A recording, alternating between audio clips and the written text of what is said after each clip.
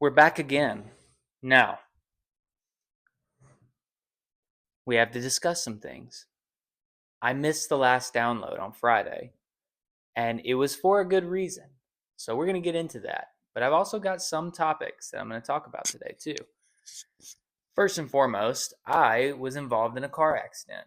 It was not my fault at all. Some nerd in a Lexus jumped out and hit me from the side as I was driving down the interstate. So, as you can imagine, I'm not going the full speed. I'm going 50 to 55, somewhere around there. And someone who was at a standstill decided it was time to get out of that traffic because Houston traffic is just, it sucks. I feel the frustration of sitting in traffic every single day. Um, he decided to jump out. And when he did, smacked me pretty hard, smacked me pretty good. Not bad enough to where my car is undrivable. And, it's damage that I really need to get fixed. It's really not that bad. It's still drivable, but I had underestimated how much impact even a side swipe has on you and your body too. So this is day two after this happened on Friday, which is exactly why I didn't film and post because I love you guys and I would never. Oh, sorry, I'm just now reading an engagement party. I guess I'm going to be going to. It's an invite on the fridge, and you guys are pinned on the fridge. But yeah, the impact was pretty tough. I didn't expect to really feel hurt. The doctor even told me I went to a doctor, yes, by advice of a lawyer. And yeah, the doctor was like, "You're going to feel like crap tomorrow." And I said, "Sure, whatever, dude."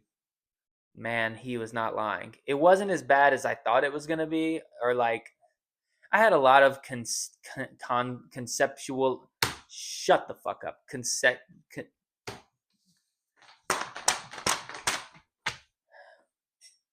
Misconceptions about this wreck here. So at first I thought it wasn't gonna hurt. Then later on that night I was kind of like, oh god, I can kind of feel my body getting stiff. The day I woke up, or yesterday when I woke up, I was like, ooh, this is tough. But it wasn't as bad as I was like kind of catastrophizing in my head. So that's good. They diagnosed me with an anterior neck injury. Okay. Nothing crazy, just muscular, which is fine. Gave me a muscle relaxer, some Tylenol, just very normal stuff. It's mostly for documentation's sake to say, hey, this accident actually did kind of freaking hurt, dude. Kind of smacked me around. Hate to say it, but I'm gonna need to get checked out. And you know, I care about my body, dude. I want to know what's going on with me. So I went to the doctor. They told me they prescribed me a few things. Told me, or they took a scan of my neck. I don't know that anything's gonna be wrong in terms of like bulging discs or herniated whatever, but yeah, didn't feel good. So I missed Friday because I was in a car accident. Luckily, I've got a lot of good people around me that have helped me out in lots of different ways. Shout out to Alex Hefner. Shout out to Gabriella, and whoever else that has checked on me. Thank you for that. But of course, only the people closest to me and people at work knew that even happened. So here we are. I was working on a third topic, and then all of a sudden, one came to me. We'll put it that way. We'll just say that one came to me. I had written down in the morning two topics I wanted to cover, and then later on that evening, I had made plans to, okay, before I sit down to do the podcast, I'm going to come up with a third subject. Got smacked. That's the third subject. I got smacked. But luckily, I went to ijustgothit.com. I'm just kidding. I didn't. I filed a claim like a normal human. And yeah, hopefully the insurance company will just do what they need to do whatever that is that they need to do on their end, and I will be happy with the outcome. And in terms of my body and whatnot, I'm I'm obviously not bedbound or anything, but don't feel the best. Don't feel the greatest. But here I am still doing this for all of my 0 viewers, which that's another thing. 0 views on the last one. I mean, who am I talking to now? Who am I even talking to? Doesn't really matter. I did post a short, and it was from a very short clip of a long rant that I did on. Well, it wasn't that long. It was like 8-minute rant about Doge and how I hate politicians. Just any politicians, I just don't like them. Um, and it was basically a short clip of me saying that politicians are people who, or they were like wannabe celebrities, but they were too ugly. And someone commented, they're like, was this supposed to be insightful and or funny? And I was just kind of like, I don't know, dude. Did you find it insightful and or funny? It kind of depends on you, right? It kind of depends on the viewer. I was just posting the clip. I just post clips, dude. That's what I was doing. I posted a short. So I wanted to just talk about YouTube comments in general. Every hate comment, which I wouldn't even call that a hate comment because I respond to those type of comments and just like, I don't know. I just say something. I forget what I said to him. Oh no. He had like a picture of the Bills, like the Buffalo Bills, on his as his profile picture, and I just said something about the Bills. It not a big deal, right?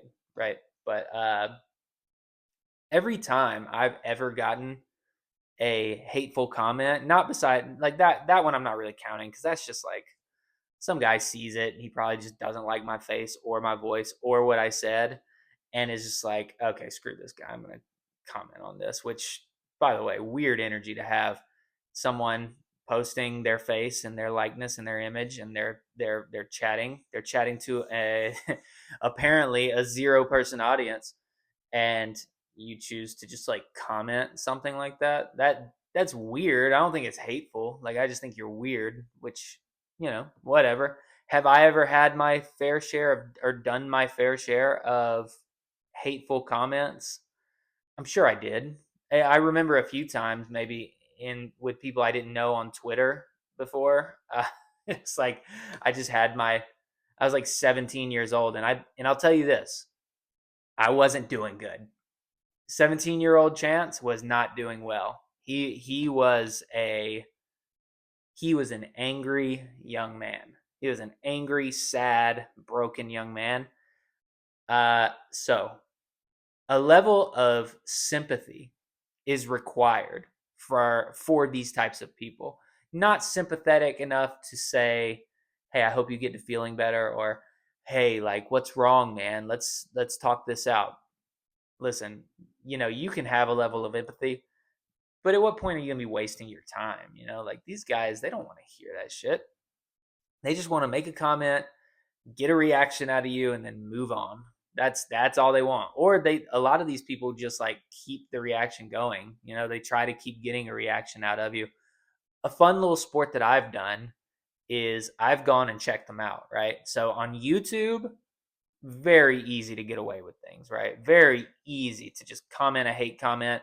You'll never be known. And who the fuck would spend time trying to get to know you? Like the people around you don't even want to get to know you. They probably think you're miserable. And you are miserable, to be fair. If you're leaving hate comments on somebody's video, you're probably miserable, most likely. Um, but on top of that, you're not confident because you're not showing your face. You're not showing your face. You have no videos posted. You just have a bunch of comments on random people's videos. So it could be a big celebrity that they comment hate shit to or love things or whatever. People like who they like and they don't like who they don't like. So it's a lot of comments. TikTok, I've gotten some hate comments, and you're a little tougher to hide there because typically people don't just have fake profiles.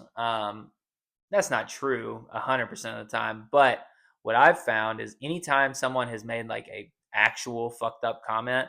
So there's a guy, and I'm only naming the notable ones, guys. If you're getting hate comments, you're doing something right because you invoked an emotion out of this person so strongly that they decided to comment something hateful and trying to hurt you. something that they feel will hurt you, right? They're commenting that you've evoked that emotion. You're doing the right thing, because the opposite will become true eventually as well, right? Like you'll evoke a positive emotion in others. Like if you can, doesn't matter. I'm not going to get into that part of things, but it was for my song Bender. It was just like a little video that I made, and this guy was like, maybe you should relapse, and that'll make your music better. He said that, right? And okay, fine. Like if you're into dark humor or something like that, I mean, whatever. It wasn't like a particularly clever or funny comment, really. It was just kind of like, oh, wow, this guy's got some vitriol to him. What's wrong with this guy?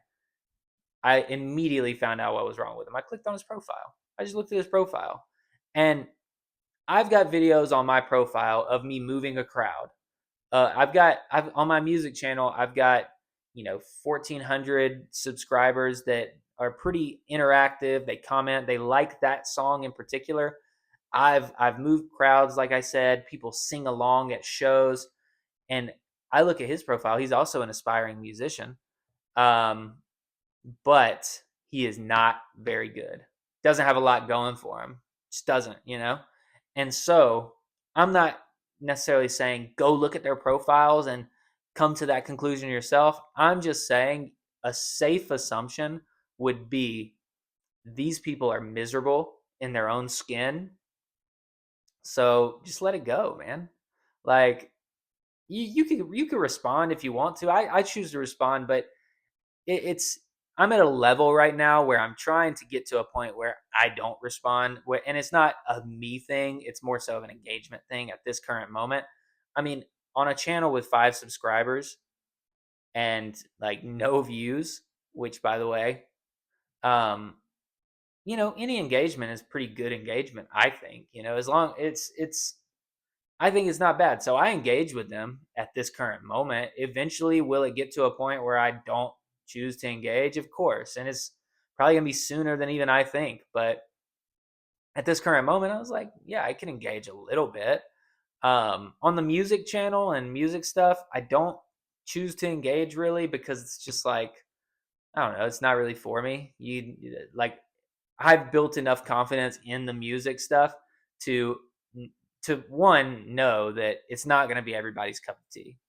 If you try to appeal to 100% of people, you'll just appeal to nobody. So I just make the kind of music that I like, and shit, man.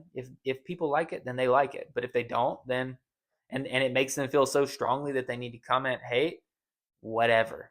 I don't care. It's not that big of a deal. The relapse comment, like at the time, I was kind of just like, damn, what the fuck did I do to this guy? Just a miserable person. Just a miserable person. And you can't do anything about miserable people. You really can't.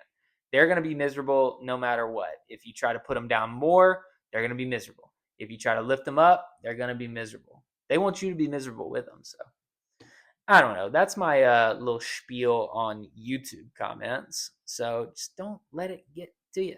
Don't let it get to you, guys. It's not that big of a deal. Um, damn. What is my other topic? What is my other topic? I had a topic.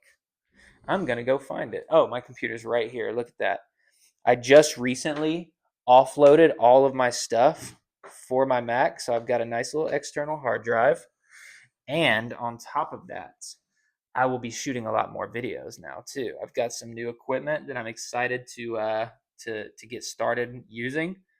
And oh, that's the one. Wow. This is going to be a doozy. Okay. Yeah, I'm gonna be shooting music videos myself here soon, so stay tuned for that. But the next topic, last topic, is Love is Blind. Do you guys like reality TV? Do you guys like reality TV shows? I don't. I hate them, but for some reason, I can't help but watch them. Now, what does one do about such a dilemma? He gets on a podcast and he talks about it. So I'm going to talk about Love is Blind. Ah, yeah, that's nice. The new season, dreadful, boring, So boring. So dumb. The show itself, stupid. Now, this year, they definitely have a budget. They're using like Billie Eilish songs, Justin Bieber songs, like songs that they have never used. So they chose this season, which is boring as fuck, to use all these songs. I guess they needed to figure out a way to make the season a little more interesting because now, if I got any Minnesotans watching, don't don't hunt me down, okay? Don't hunt me down like the polar bears you guys have or whatever the fuck. Uh I can see the Midwest, right? Or mid whatever. Middle America. I don't know. I don't know what they call them. Pretty boring folks that are on the show is what I mean. I know Tim Walz is from there. He's not necessarily a boring guy. Uh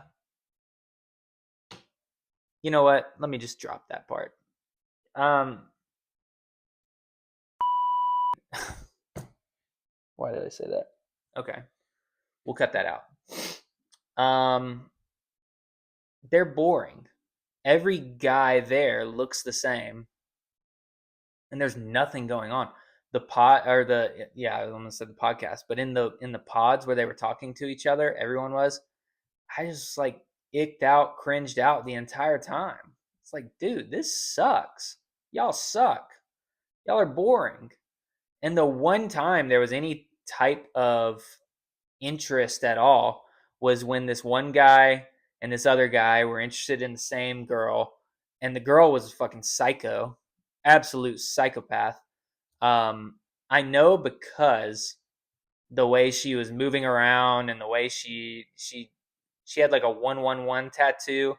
Listen, guys, I have an 888 tattoo. If a woman has a 111 tattoo or an angel number tattoo, like anywhere visible on their body, run away. She's going to ask you what time you were born and try to get your birth chart. Okay. I know these things, but she was also just like a manipulative woman who wasn't, I mean, of course, you could say this from the TV screen. I wasn't very moved by her. I'm sure in the moment for them it was a little different, but she just like talked so weird. Like she was always calculating her next fucking syllable, and I didn't like her.